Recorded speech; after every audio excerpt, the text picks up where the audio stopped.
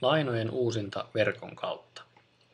Omnian uudistuneelta verkkosivulta kirjasto löytyy opiskelijalle valikon alta. Valitaan kirjasto.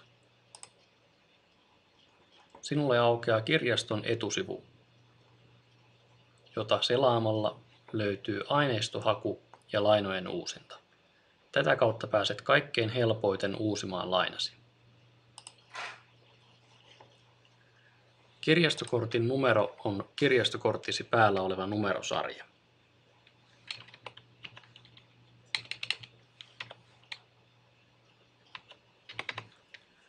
PIN-koodi on nelinumeroinen koodi, jonka olet itse saanut valita kirjastokorttihakemusta täyttäessäsi.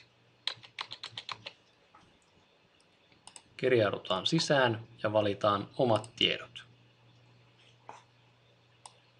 Täällä näet listauksen kaikista sinulla lainassa olevista teoksista. Voit valita uusi laina yksitellen tai alta uusi kaikki. Joissain tapauksissa et voi uusia lainoja.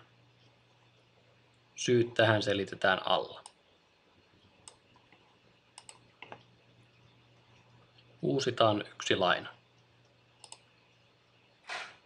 Saat tiedon uudesta eräpäivästä ruutuun.